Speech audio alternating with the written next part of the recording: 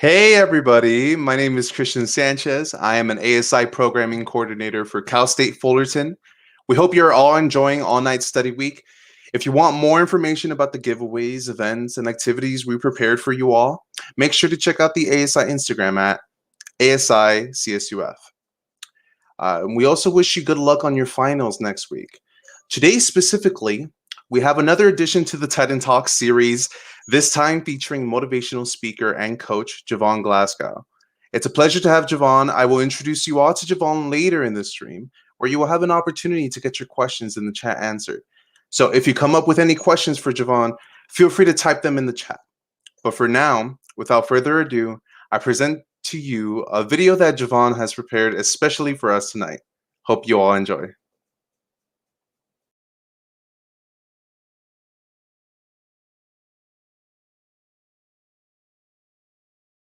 Things go wrong as they sometimes will. When the road you're trodden seems all uphill. When your funds are low, but your debts are high. When you want to sigh, but you have to smile. When cares are pressing you down a bit. Listen to me today. Rest if you must, but don't you quit. Today I'm on a mission to speak to your heart. Because I refuse to use this moment, this sacred moment, to just give you a presentation. No. I want to have a conversation with you today. A conversation that will inspire some introspection. A conversation that I promise you will be packed with revelation. A conversation that will be built on a foundation of truth that will ultimately fuel your transformation. I want to help you today to re-engage and to reject the urge to throw in the towel. I mean, even after the year you've had, the challenges and changes you've had to endure, the fears you've had to overcome, the stress that has affected your sleep, the burnout that you can't seem to beat, the overwhelm from others, the anger caused by your anxiety, the things that nobody knows, the highs and the lows, the rejection, the frustration, and even the depression. Today I want to address it all. I want to speak to the fighter and the giant inside of you. That's what I want to do today. Yes, I'm on a mission to speak to the fighter and the giant inside, to tell you today that I feel the weight of what you've been carrying, as you've had to endure to some things that you couldn't plan for, adjust through changes that were out of your control, all while still managing all these expectations, right? The expectations from others, from your family members, from your planned future, and the list could go on and on and on. I want to open up your eyes today. I want you to lean in with me today. And I want to open up your eyes to help you to look past your insecurities so that you can embrace your true identity, so that you can disempower your doubts, so that you can limit those lies, so that you can unleash your destiny, reestablishing your why, reigniting your fire, and rejuvenating your soul. Oh, I'm on another one today. Because listen to me closely. You were not created to simply survive.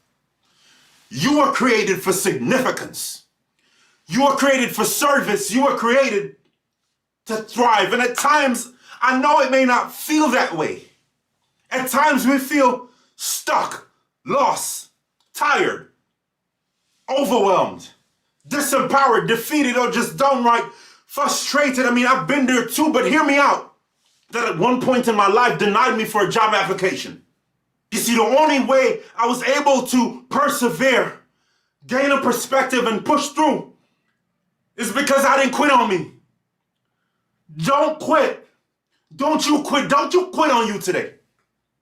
Don't you quit. So you may be asking yourself right now, how, Jovan? How?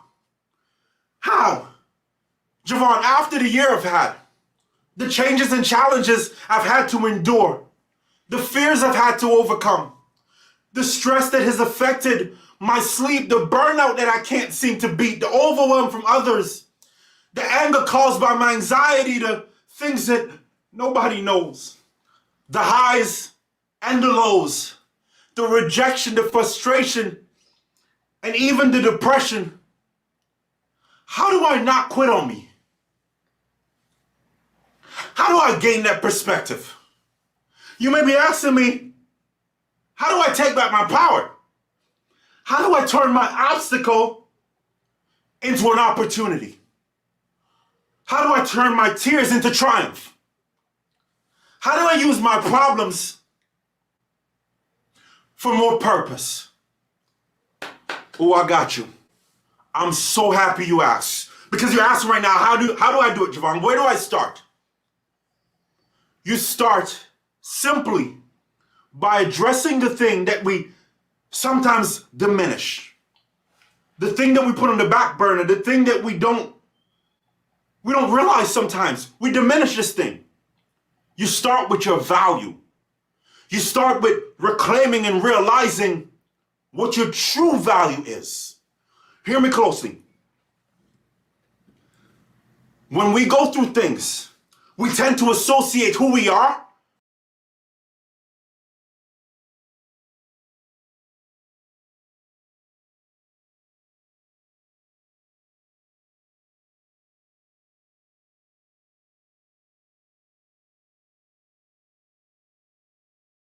with what we're going through.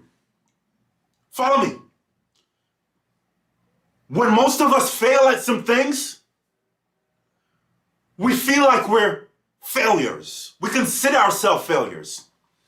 Or when we make mistakes, we fall into this trap of believing that we are a mistake. Or when we disappoint others, we feel as though our life is a disappointment. And we've developed this belief that our value is only determined by how well life is going. So if you're passing that class, you're valuable. If that relationship worked, then you're valuable. So our security is only as secure as our surroundings. Or let me say it a different way. We allow our circumstances to determine our stance. But today will be the day that I give you a perspective to help you to become more bold in your stance so that you are not controlled by your circumstance. So that you don't devalue you because of disappointment. So that you can finally become inspired, not just motivated. You see, motivation is cool. It will get you going. But inspiration is this intrinsic fire that radiates so deeply that it keeps you glowing, going, and growing.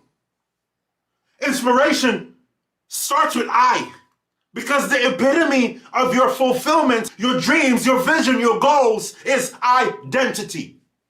It's who you are.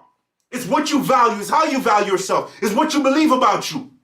It's what you say about you. It's your unwavering commitment to say, come hell or high water. You will never quit on you. So let's go today. Let's get into it as I turn the corner here. But I want to ask you some questions, some simple but significant questions. Who are you? Who are you? I'm talking about identity today. Identity is the epitome of perspective. Identity is the epitome of perspective. It's the only thing that outlasts the test of time. It's the voice of truth that reminds you that you are not your labels. You are not your lies. You are not your limitations. You are not your circumstance, and you're surely not your failures. They may have shaped you, but they are not you. I'm talking about knowing who you are. Because when you know who you are, you know who you're not. I gotta say it again. They say when it's nice, you say it twice. When you know who you are, you know who you're not. Or when you have identity, you don't need validation. Or let me remix it, bring it back again. When you're bold in your stance, you will not be controlled by your circumstance. I want to just speak truth. I want to speak life into you today. Because regardless of how you say it, the truth is the truth. I'm so adamant about helping you to embrace the power of who you are. Because trust me, you will never in this life attain anything greater than how you view yourself. Your outer world is really just a reflection of your inner self. And you may be hearing that from me today, but the truth of the matter is, I learned that lesson from my 9-year-old daughter. Yeah, you heard me. I learned a life lesson from a 9-year-old. I'm 33, she's 9. I should be teaching her, not the other way around, right? Wrong. Pride, that's pride. And pride always comes before a fall. But regardless, listen to my story. So my daughter and I are on a drive one day. And from the backseat, she says the most random thing. She says, Daddy, you need to start playing with the big kids. I said, what? What a random thing to say. You know, I thought she was talking to herself, but then she got louder. She said, Daddy, you need to start playing with the big kids. I said, baby, what are you talking about? She says, Daddy, when you started your business, you were playing with the small kids. And she said that was okay because you were just starting, but Daddy, now it's time to start playing with the big kids. It's time to level up. Now she had my attention because I know she was going somewhere with this. And even though I thought it was random, I felt like my daughter was having a revelation. So I said to her, baby, explain. You said, Daddy, you need to start playing with the big kids. Explain to me what you're talking about. This is what my 9-year-old daughter said, y'all. She says, well, Daddy, when you started your business, you said to me that one day you're going to have this huge building with your company logo on it, and you're going to have a lot of people working with you. And you're going to have your own office. And she said, Daddy, it's been a year and I still don't see the building. And I kind of laughed at her. I said, baby, our large building and office team members in a year? I started thinking to myself, my baby just doesn't get it. She's being unrealistic. Side note for you, unrealistic, something was unrealistic until someone did it. So unrealistic to some degree is a self-imposed limitation. Back to my story. So maybe it's not my daughter who doesn't get it. Maybe it's me. She said, Daddy, you need to start playing with the big kids. And then it hit me. Then it hit me, y'all. She was absolutely right. You see, in starting my business, I accomplished some successes within the first year. But to be honest, I was operating on the level that I saw myself. I had faith, but I was still battling fear. I had these periods of confidence, but for the most part, I was doubting. I had a vision, but I was insecure. My business wasn't struggling. I was struggling. Struggling to operate on the level that I should have because I didn't embrace this truth. That I am valuable so I can produce value. Not because of what I've done, but because of who I am. I'm here to relay my daughter's message to you today, guys. That it's time to start playing with the big kids. It's time to start addressing your value. It's time to start walking from value. So I pulled over and I looked my daughter in her eyes and I said, baby, thank you so much for challenging me. She says, Daddy, I'm not done. She said, do you know how I know that you needed to start playing with the big kids? I said, baby, talk to me. She says, because I overheard you talking to your friend once on the phone and you told your friend that your business wasn't doing so well and that things seemed to be falling apart. She said, Daddy, it's time to start playing with the big kids. You can't say that about your business. You can't say that your business is failing. Now, I don't want you to miss this because even at 9, my daughter understands that death and life are in the power of your tongue. That what you confess is what you ultimately possess. That you have to start watching the words that come out of your mouth because your ears are listening. Some of us talk to ourselves so negatively. We call ourselves all kinds of names. I'm a fool, I'm stupid, all these names we call ourselves. But I want you to understand today that the words that come out of your mouth set the environment for what you will become. So today, as I wrap up this first part of the deal, I want to give you 4 practical but profound and powerful tips to help you shift your perspective, regain your confidence, and take back your power. You ready for it? Because I'm ready. Number 1, watch your self-talk. I know that we go through a lot, and those things will attempt to redefine you, but hear me closely. You are not what has happened to you, but you will create your reality when you regurgitate your regrets. Let me say it again. You are not what has happened to you, but you will create a reality when you regurgitate your regrets. We don't realize the prison that our words can create. Our words can empower our history, kill our destiny, and limit our legacy. I know how you feel about you by what you say about you. So today I want to encourage you, if you want to get that extra oomph, that inspiration to finish strong, watch your words. Number 2, revise your relationships. There's an old African proverb that says if you want to go quickly, go alone, but if you want to go far, go together. We're not created to do life alone. We need community. We need a community that we can trust, a community that stretches us, a community that inspires us to be everything that we can be. You see, when I laid on the couch sick, My community was the catalyst for my change. Who are your troops? Who's in your corner? And are you intentional about who you're connected to? Because there are two types of people in this world.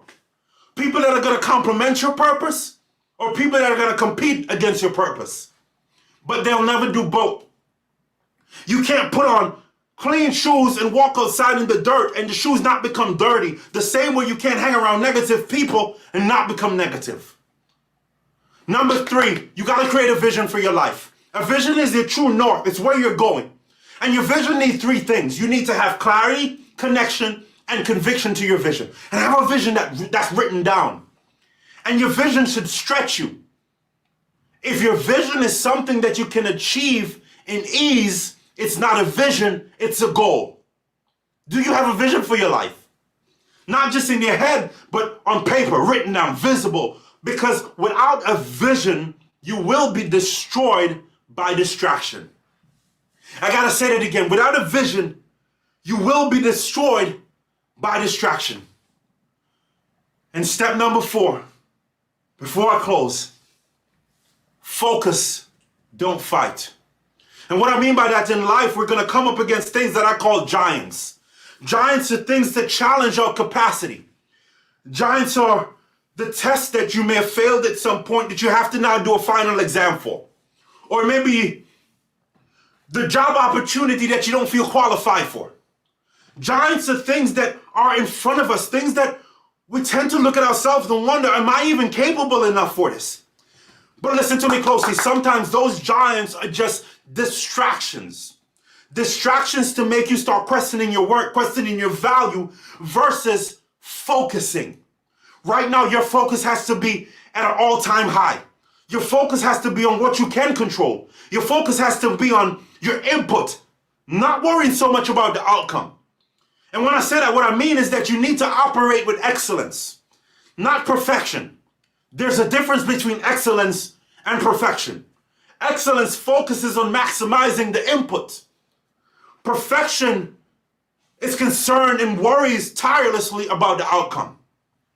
So today when I talk about focus, not fighting, no matter what's around you, no matter what's in front of you, no matter what's behind of you, those problems that you're up against, you may feel like you need to respond in frustration, respond in oppression, respond in depression. But I want to help you today. The number one way to overcome your giant, to reignite your fire, reestablish your wine, rejuvenate your soul, is to focus, don't fight. You have it inside of you. The human spirit is powerful. You see time and time again in so many different scenarios that when you put your mind to something, you're unstoppable. When your focus is to go from inward, to tap into that intrinsic desire to create the life that you desire, anything can be conquered. And so I want to encourage you that these are not just words. I want you to understand that whether you feel burnt out, tired, stressed, overwhelmed, insecure, not capable, start by addressing the way you speak to yourself. Then second, make sure you hang around positive people, people that are going to fuel and feed you. Third, get a vision. Write a vision down. Something that you want to achieve, something that you want to become. And your vision should stretch you. It should challenge you. It should look impossible. And the last but not least, focus, don't fight. And if your mind will conceive this, and your heart will believe it, then your hands can create the life that you desire. Finish strong. My name is Jovan Glasgow, your motivational speaker, coach, author, and entrepreneur. And whew, it's hot in here. Stay empowered, man. I'll see you soon.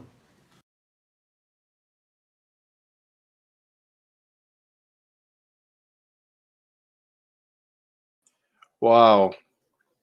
What incredible messages. Seriously, like such a powerful video. I hope you all enjoyed that. Feel free to watch this again however many times you'd like after this live stream. There certainly is a lot to digest in that, but I know it helped me. So now, without further ado, I would like to introduce you all to Jovan Glasgow. Oh There you yeah, go. oh yeah, oh yeah, Oh, man. Listen, that got me fired up, and I was there. Yeah.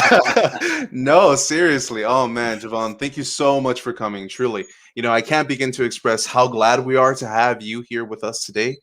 I really liked all that you had to say in your video, and I Sure, know a lot of students would also like to learn more about you.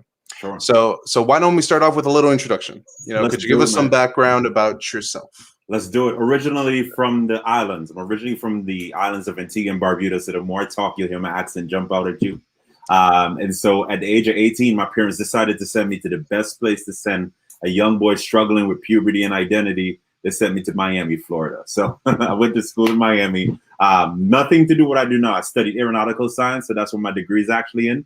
But I had this heart and passion for just people, developing people, influencing people. That's kind of always been my deal. But about my junior year, life kind of took a turn, right? I had a plan of what I wanted to achieve, but my life took a turn when my father came down with a rare form of cancer called cholangiocarcinoma.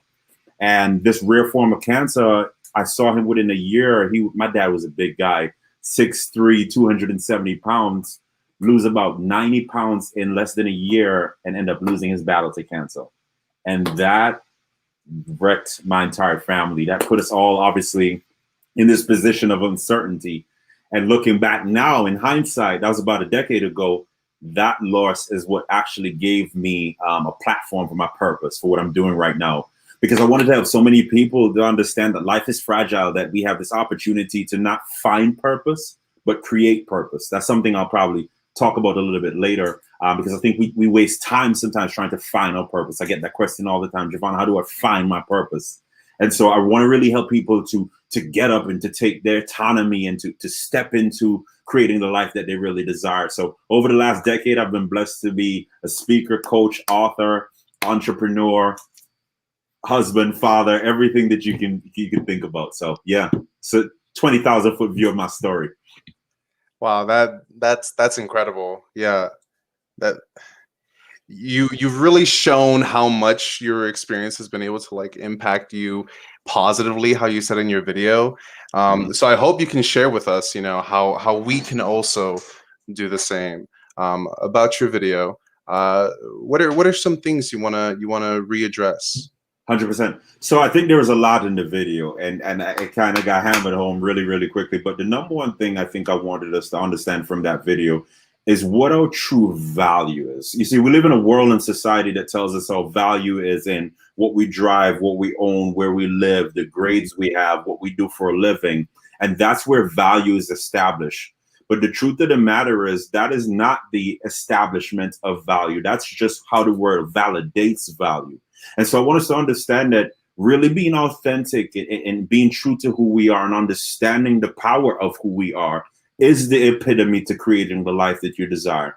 And so when we get into getting prepped for finals week and studying, and we hit these walls where we either burnt up, where we can't wait for this thing to be over, whatever the case may be, I think it's really important to separate who you are from what you do.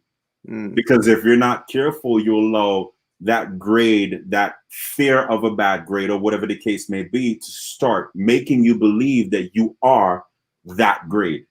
And because of that, you keep running into these walls. So that was the biggest thing I wanted us to take away from that deal, is that your value is not found in what you have, what you do. It is found in who you are. And once you understand that as your foundational piece, life is your oyster, man. So yeah.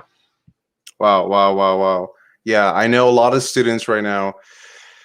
There's a lot with grades and everything consuming, our perspectives, and especially right now during COVID, it's been rough. How has that been able to has COVID kind of impacted you as well? Let me tell my personal story, because interestingly enough, I thought it was in the video, but it wasn't.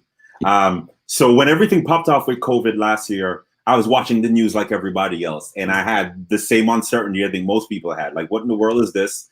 And how are we going to respond with this worldwide pandemic? And probably about 3 weeks into us being in quarantine, I just developed a fever. And I was like, oh boy. Oh yeah. Day one, the fever didn't break. Day two, it was still there. By day three, it didn't go away. So I decided at that point to go to the ER to get checked. So I went to the ER. They tested me positive for pneumonia, but negative for COVID-19. So they gave me some antibiotics and they're like, yo, go home and you'll be all right. I went home. 2 days later, I got worse. I developed this crazy cough, like I'm a big guy, and the cough like brought me to the ground. And I had just enough energy to drive to the hospital again. This time, diagnosis was positive pneumonia, positive COVID-19. Oh. I thought this was just going to be a thing that would pass. I was hearing stories of everybody, you know, some people obviously were affected by it, but others were asymptomatic. But over the next 3 weeks, I didn't realize this was about to be like a battle for my life. I lost 20 pounds in 3 weeks. I was hospitalized 3 more times after that. I developed what's called pleurisy, inflammation of the lung. It's the most painful thing you could ever go through. And this thing that was like this worldwide pandemic knocked on my door and became a world problem. And I just remember laying on my couch, like literally weak. I've never in my life got to the point of feeling like my life could have been over until that. I remember one morning, using the restroom, and all I remember is using the restroom, and I was like struggling to breathe, and then woke up on the bathroom floor. I've never passed that in my life. So all these different experiences happened in 3 weeks. And I remember one day laying on the couch, and I was so scared, so worried, so overwhelmed by fear. But it's like something hit me. And I realized I was getting worse because I wasn't moving. And I think there's a life lesson in that, not just in COVID, but it's just life in general. Sometimes we sail into a storm and we get so distracted by the winds and the waves, whether it be the grade, whether it be expectations from parents, whatever the case may be. We get so distracted from all these different pieces that sometimes we end up laying our anchor in agony. And I realized that's what I did, right? I laid my anchor in agony, Kristen. I got comfortable in the fact that this is just what it is. I got to ride through this. This is woe is me, why me, all these different questions. But interestingly enough, I developed pleurisy because I was laying still. I wasn't moving.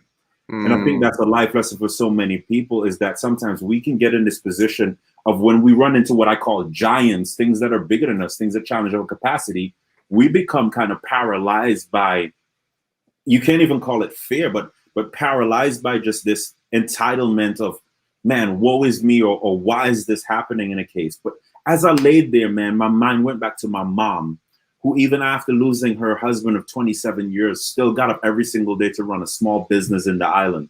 And I said to myself, she didn't quit, so I can't quit. And then I thought about my younger sister, who became the first physician in my family's legacy after going through so many obstacles. And I was like, she didn't quit, I can't quit. And I thought about my wife, who raised her son as a single mom, and she lost her father and her brother. And I'm not getting everybody sad with a bunch of stories, but I thought to myself, she didn't quit, so I can't. And I think in that moment, I realized that this was either going to be the thing that was used to break me, or it could be the thing that I use for a breakthrough, right? Yeah. And that shift in perspective allowed me to really identify some problems. Even lying there, Kristen, I was asking myself, when somebody gets to this point in their life where they experience sickness and when things happen, COVID-19 brought things in perspective for us. We realized at that point what was really important and what we probably put a lot of emphasis in that wasn't important.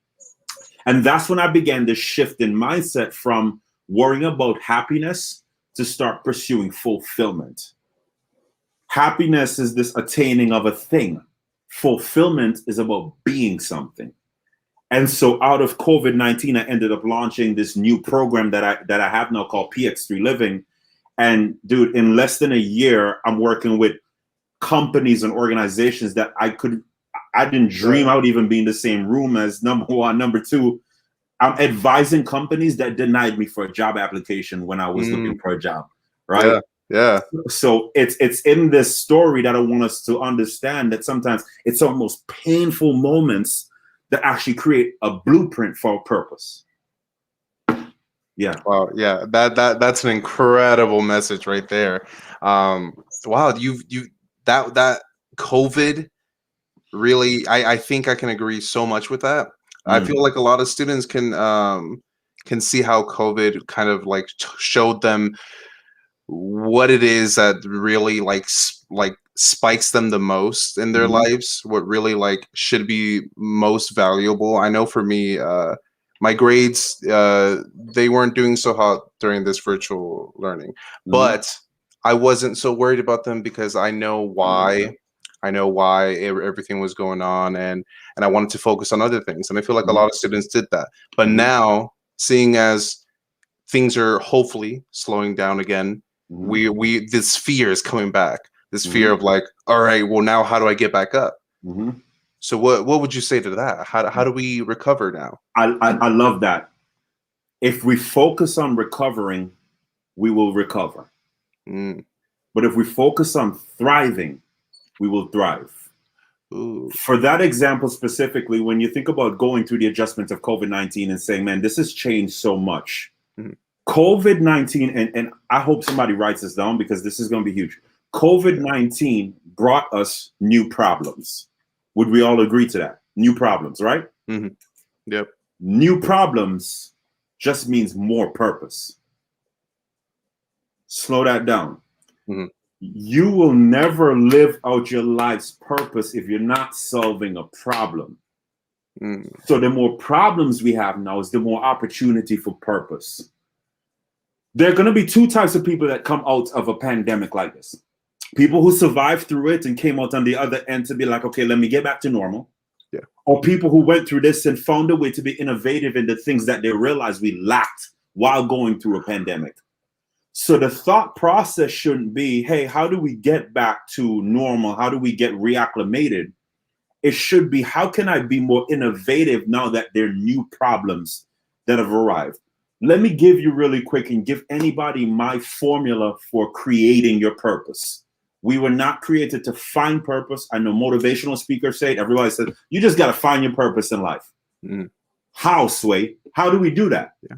When you think about it, like Kristen, imagine you met me at a coffee shop and we were meeting for we had a meeting and you walked in the coffee shop and you saw me under the table looking for something. And you're like, Jovan, what are you looking for? I'm like, bro, I can't find my wallet. Can you help me look for it? You're a good guy. You'd be like, all right, cool. Let me help you look for this wallet. These are two questions you're going to ask me. Where did you last have this wallet? And what does your wallet look like? Yeah. And what if I told you, Kristen, I don't know? You would then look at me and you'd be like, so you're looking for something and you don't know what it actually looks like. So how are you going to know when you find it? And that's what most of us do in trying to find our purpose. We're trying to find something that we don't really know what it looks like. So how are we going to know when we actually find it? And you would represent family members that we bring along this journey of trying to help us find something that we don't even know what it looks like. So you were not created to find, you were created to create. Let me explain how you do so. It's your gifts and abilities plugged into an opportunity that aligns with what you value. I'm going to say it again. Your gift and your ability plugged into an opportunity that aligns with what you value. That is how you create purpose. Let me make it super practical. My gift and my ability is the gift to speak and to coach. What I value is helping people walk in freedom. There were no opportunities that were around that could help me to live out my purpose. So I created my program that helps people through my coaching and speaking to walk in freedom. The beauty about creating purpose is that we don't now sit back and give ourselves the excuse of procrastination and doubt and fear and lack of clarity. We now realize we have the autonomy to create. Gifts and your abilities plugged into an opportunity that aligns with what you value. But wait, most people are going to say, Jovan, I don't really know what my gifts and abilities are. I don't believe that's true. I believe we all know what our gifts and abilities are.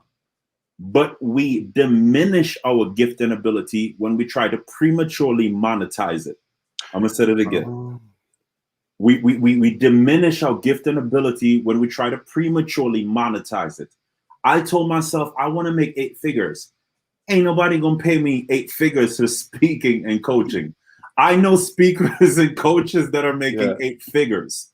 But it wasn't about trying to focus so much on the income. It was focusing on the impact. And the level of impact that I needed to make is going to only happen as I revise and really, really grow my skill set. So to answer that question, if you focus on surviving, you will survive. But if you focus on thriving, you will unleash something deep inside of you. And that's where innovation is birthed. So COVID brought more problems. So all that means is now we have more purpose. Yeah, yeah. Wow. I when you say it that way, it's really something that you never really see until you actually do it, or actually get shown examples. So I think that's why Mhm. it's super important that you're here, expressing this, because I'm a student too, and I'm learning as well with everyone in the chat. Um, it's something quite incredible. Something about procrastination when you mentioned it. Mhm. There's a lot of that going on, and it's even become something where it's something that a lot of students just joke around about, and it's still very harmful to us. and Mhm. and how do we go around this? I don't know what it is. Is it doubt? Is it fear? Is it, why are we procrastinating so much? Sure. How deep can I go? As deep as you want. Yeah. Procrastination is not a matter of laziness. It's not an insecurity. What procrastination is more than anything else is pride. Let me explain. Mhm. Procrastination is us feeling as though we have control over how tomorrow is going to go. So we have the ability to put off what we need to do today for a different time. I'm going to slow it all the way down. Procrastination is us acting as though we have control over tomorrow. So we'll put off what we need to do today for a different time. You will always struggle with procrastination when you struggle with pride. When you operate in humility, which is saying there is no better time or moment than now. I don't always have the opportunities I think I do. This window, this chance to seize the day is my window, my opportunity. Then you start shifting what's called this procrastination paradigm. So that's the deep 50,000-foot view. It's more of a pride issue. Like, I'll do it another day. I'll do it. I had big plans for 2019. You should have saw like my 2019 goals. Yeah. Okay. And I took every single variable into play, but I didn't put COVID-19 into it, because guess what? We didn't know. But if we truly understand that we have this opportunity right now, you know how you know an opportunity is an opportunity that you should pursue or leverage. We get this inclination to serve, to impact, to do something good for humanity, to solve a problem. And no matter what we do, Kristen, we can't run away from this continued thing. This thing is like, it keeps like pursuing us. Mhm. And then what we tend to do sometimes is we put the thing that we're being called to pursue on the back burner and start pursuing other people's things, right? And so we will always struggle with procrastination when we also struggle with authenticity. The biggest thing at the end of the day is to understand, hey, what is my purpose? What is my heart? How do I fit into this race called life? And when we embrace that fully, then we go from procrastination to being propelled to a purpose. Wow. Wow. Every time you speak, I swear, Jovan, I need to take it all in, and it's something incredible. I hope you all also rewatch this whenever you can, because there's a lot of really, really good points here that can be applied to so many things. Mm. Speaking with that, I don't want to waste our time with other questions. I want to make sure that our students can get some questions in as well. Let's So do it. let's see, let's do it. We have a question from Jordan. Do you have a specific quote that you live by, or a quote that you remember that always keeps you motivated? Absolutely. Don't allow people to dilute you because they can't digest you. Let me say it again and say it again. Don't allow people to dilute you because they can't digest you. A lot of the times we tend to water down, or let's go deep, because you tell me I can go deep. Yes. In this life, we are constantly being judged or compared to people who have broken lenses on. Let me explain. Just imagine if every single person you knew had a pair of glasses, wore glasses. Mm-hmm. And every single bad experience they had, every pain, every letdown, every disappointment has affected the lens of these glasses. So now their glasses are smashed by all these things that have happened. And so when they put these glasses on and they look at you, what they really see when they see you is they see through the lens of their own shortcomings, their own pain, their own issues.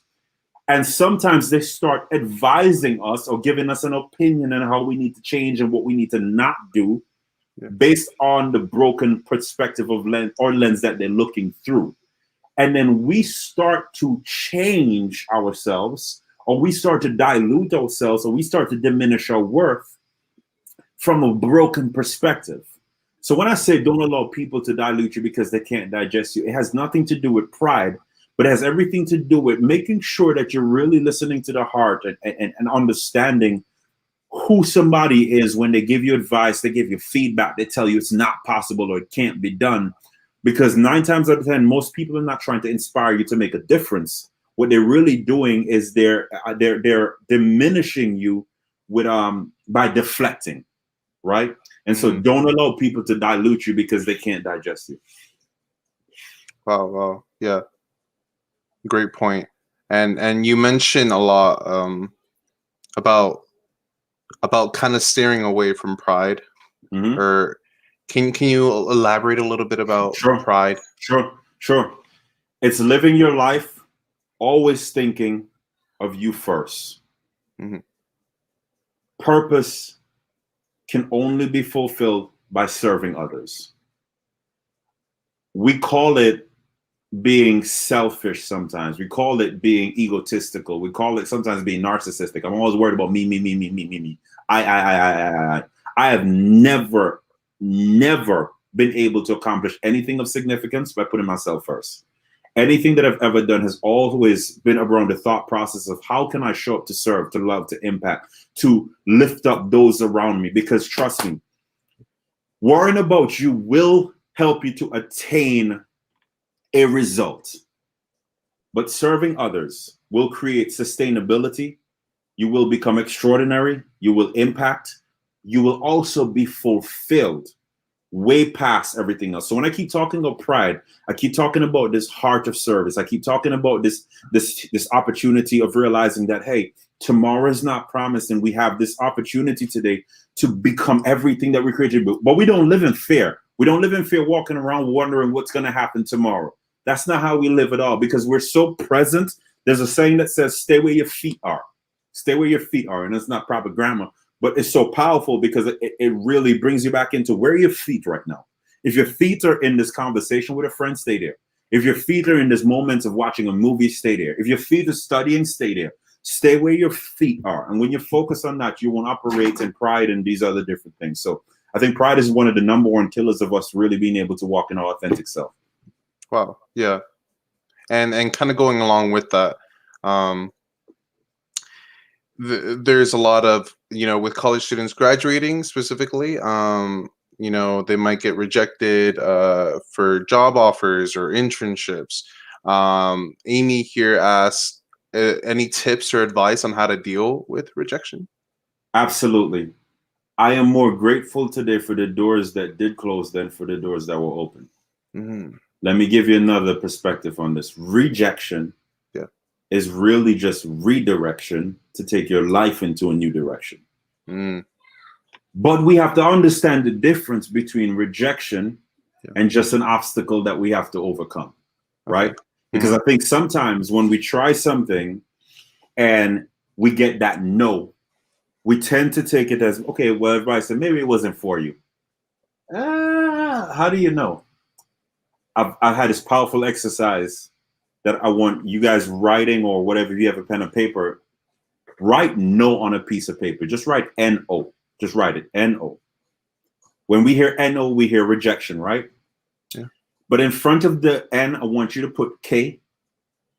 And then after the O, I want you to put W. Now we just went from no, N-O, to no, K-N-O-W, right? So the difference between no and K-N-O-W, no, is that we just added a few things to what was once a no. So sometimes taking that rejection as an opportunity to add to your language, add to your mindset, add to your skill set, add to your heart set, so that you can come back knowing and ultimately be known, put an N at the end of that. So go from no to K-N-O-W, no, to known. We have to develop this grit to sometimes not take rejection as an N-O, But as a KNOW, you just don't even know what I'm worth. You don't know what I'm made of. You don't know what I really have to offer. And no, I'm not doing it to prove to you that you don't know, but I'm doing it to prove to me that I will be known. Sometimes we get into this thing of wanting to give up and to quit and to throw in the towel because we face obstacles. I have a book I'm writing right now called Vision and Giants, and it talks about this. Yeah. A lot of the time we look at the giant as this thing that's meant to stop us. But what we don't realize is sometimes it takes a giant externally to awaken a giant internally. And so my answer to that question for her, if this is something that you really want, and I don't know if we're talking a relationship or we're talking just opportunity, whatever the case may be. Right. Number one, understanding your value and values. And if this thing is causing you to compromise your value and values, then it is a rejection that will ultimately redirect you to take your life into a new direction. But if it's something that is trying to keep you trapped in a cycle, not maximizing your potential, let's develop some grit and let's go after that. Let's not take no, because no turns to KNOW, then KNOW. No. Mm-hmm. Wow. Yeah. So would that be similar to how you mentioned, maximizing your inputs? 100%. Everybody talks about maximizing potential. Right. I think it stresses people out. How do you do that? Yeah. How do you maximize your potential? How do you know when you've maximized your potential? Think about it. Right. We say these things sometimes that we don't think. You don't maximize potential, you maximize input. Mm-hmm. And that is when I talk about executing with excellence is, hey, how do I show up and do the best with what I can do in that moment? As you maximize input, you then are able to measure outcome. You're then able to increase and improve outcome. And it takes away the anxiety. So don't worry about maximizing your potential. Maximize your input and you will maximize potential. Yes. Awesome. Another question here by Willa.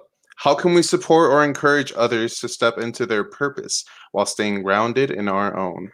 Willa is a boss. I already know that question is a powerful question. How do we support or encourage others to step into their purpose while staying grounded in our own? This is another quote that I live by. It's my personal quote. It says, to impact the world in love, you have to impact the world from love. Let me say it again. To impact the world in love, you have to impact the world from love. Helping or encouraging somebody to step into their purpose is not about doing around them.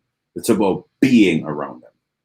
A lot of the times we could stress ourselves out. We're trying to encourage and push and mentor and wake people up from the dead to walk in their purpose. And what we're not doing is running in ours.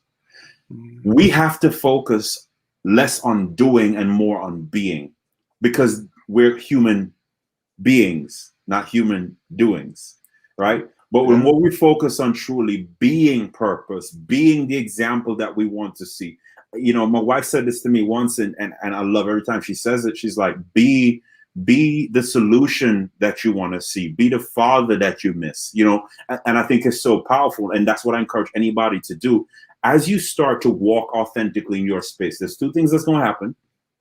You're going to separate from relationships that were not there to feed you, but you're also going to feed the people who needed you to step into yours so that they can walk in theirs. Our purpose are all intertwined. What that means, Kristen, is that the longer it takes me to walk in mine, I am holding up the person whose purpose is attached to me walking in mine, if that makes sense. So that's when I talk about pride and humility. The more you operate in humility and services, the more you can operate in purpose. So that would be my advice for her, is to focus on being, not doing. Your actions will speak louder than your words. Couldn't agree more. Thank you. Thank you so much for that. Another question, Emily. What is your advice on using social media and not comparing yourself to others and using it instead for a good purpose? Great question. It always interests me how hard it is for us to hit the unfollow button. It is so hard for some people to hit the unfollow button, because social media allows us to feel like our worth is linked to our followers. So if you start to unfollow somebody, then it's going to put you in a position to then have to feel guilty about it. Like we associate a follow with a true relationship and friendship. you don't really know half of these people. I mean, like intimately know them. So to that specifically, comparison, really and truly, I think comparison is higher when insecurities are higher. When we struggle with insecurities ourselves, we're always looking at something to validate what we see as valuable. But I want to give you my definition for insecurities really quick. For anybody struggling with insecurities, really quick. Insecurities are really just repetitions of a broken perspective that you allowed to become your reality. I'm going to say it again. Insecurities are just repetitions of a broken perspective that you allowed to become your reality. So social media is not the problem. It is just the manifestation of the problem that you have. It is a lack of identity. It is the fact that what you see in this person's life, which is really just a stage performance of their life, you are now comparing to the reality of yours. And the less we are authentic, walking in identity or purpose, fulfilled in our own lives, is the more we're always going to look at somebody else's life. So I want to get practical. Unfollow them. It doesn't mean that you're being mean. It doesn't mean that you don't care. But what it does mean is that you need some time to address some things in you. And while you're addressing these things, continuing to expose yourself to something that is not feeding your identity may not be wise. So it's practical. It's not rocket science. I'd say unfollow them. But more importantly, when you start to get to comparing yourself and battling with, why don't I have this? Or why don't I look this way? Or my pictures don't come out like that, whatever the case may be. What you end up doing is diminishing not only your authenticity, but you'll never really find your thing. Let me explain. Until we commit, we will never truly have clarity. What I mean by that is we want clarity so much in life, but the way we look for clarity is to look outside first. But sometimes it's not until we focus, we lock in, we shut in. And for somebody who's focused on mindset and heart set and those things, I'm very intentional about who I follow on Instagram, what I unfollow, what I view. I'm very cautious about that because my eyes are really the gateway to my mind, which is my superpower. So I'm very wise about just what I expose myself to. You know, I don't think a doctor is just going to go skydiving and do a bunch of crazy things because there's too much risk associated with what they need to perform. But to come back to my point on just comparing yourself, when you start to really identify and write down and look in that mirror and highlight the things about you that make you unique and start to really celebrate those things, that's when the comparison paradigm kind of starts lessening and the identity piece continues to raise. But it's a daily thing as well. So that I think is really, really important. But unfollow them. Follow me. Yeah, let's take care of ourselves and follow Jovan. Yeah. I think we have enough time for one last question. Sure. Jose says, what are some strategies or practices we can engage in to develop and enhance our grit? Great question. Throw yourself at hard things continuously. When it comes to this concept of grit, grit is not something that is developed once. Grit is really continued refining when it comes to challenging things. I don't know if I've always been this way. I got to ask my mom, but I am always wired to go after the harder route. I'm always wired for the uncomfortable stuff because I realize, and I know I have some path and some words to leave before I leave. So I leave one of my speeches that literally talks about grit. But really, being dedicated and committed to growth requires you to throw yourself in uncomfortable positions. So a couple of things. Number one, you got to evaluate your vision. So for Jose, number one, you got to have a vision for your life. And you have to have a vision written down. Your vision ultimately is, hey, what problem do you want to solve in this world? When your impact is all said and done, what would people have said about you? What would you have accomplished? But you cannot have a vision that can be achieved in ease. A vision that can be achieved in ease is not a vision, it's a goal. So your vision should stretch you. Your vision should challenge you. The second thing, you got to be around people that don't stretch you too. You got to be around people who understand your capacity. If the people you're around make you feel like the biggest in the room, you're in the wrong circle. You want to be in a circle that you have to constantly be inquisitive and curious because These individuals are piping on all levels. So number one, having your vision. Number two, having your relationships intact. Yeah, your environment intact. And number three, you never want to be an expert or a guru or I got it all figured out, but to continue be a student at life, because there's always something you don't know and you can learn from everybody. When I had my corporate run, me being top of the company was because I studied the top performers and I also studied the people at the bottom, because I wanted to understand what works really well and what doesn't work so well, right? But also when I got into management, I was able to lead and influence people at the top or people at the bottom. That's awesome. Yeah, man. Yeah, truly. And unfortunately, that is all the time we have for questions. But I do want to give you some time to like leave any final remarks that you would like. So yeah, feel free and go ahead. Let me give you 2 minutes and then we'll go. Grit, growth, and then glory. I know ideally we want to have the substance without the struggle. We want the destiny without the disappointments. We want the vision without the giants, and we want the comeback without the setback. We want the glory without the grit and the growth.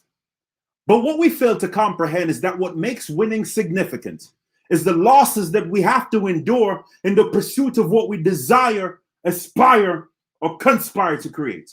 Or let me say it a different way. Losing makes winning worth it. I mean, if there was no, then yes would carry no weight. If my first business idea worked, then it'd be an overnight success, but next week's greatest tragedy. If I never knew a broken heart, I'd never know real love. And if you never experienced death, you'd never embrace the fragility of life. No grit, no growth, then no glory. I know we hate the pain, the turmoil, the rejection we have to face. And we hate these things because we have a broken perspective about what it really means to be successful. You see, we equate success to just accomplishments, to that degree. Not realizing that true success is not just about what you accomplish, but who you become in the pursuit of your accomplishments. But here's the truth, whether you want to hear it or not. Freedom will cost you friendships. Your calling will cost you comfort. And success will cost you security. But listen to me closely. In this life, you'll never have substance without struggle. You'll never have destiny without disappointments. You'll never have vision without giants. And if you don't break, you'll never experience a breakthrough. No grit, no growth, then no glory. That's it, man. Always so incredible, Jovan. Thank you so much. Absolutely. Yeah, how can the students find more about you, keep up with you? Instagram is I am Jovan Glasgow. Just put an I am in front of my name right there. I am Jovan Glasgow. Shoot me a message. Let me know obviously where you're connected with me from. I'll make sure I hit you with the follow back and just continue to encourage you through these finals period, man. Let's finish strong. Let's do this. There's more purpose to be fulfilled. I need your help. There's a lot of opportunities out here to make things happen, man. And really and truly, the world is your canvas. So let's do it. Awesome. Couldn't have said it any better myself. Thank you so much, Jovan. And thank you so much, everybody, for coming. We do hope you all have a great time with finals and studying. I would like to just do a little quick announcement, a little gentle reminder for everyone that all-night study will be continuing this week. We have a few more events and activities planned that was including this one. As well as some giveaways. So yesterday we launched our Words of Inspiration board where you can write words of inspiration to your fellow Titans in graduating class. The link will be in the chat for that if you would like to contribute. On Saturday, we will be showcasing our Words of Inspiration board with our campus community, so save the date. In addition to this, we also have a study playlist available in collaboration with Titan Radio.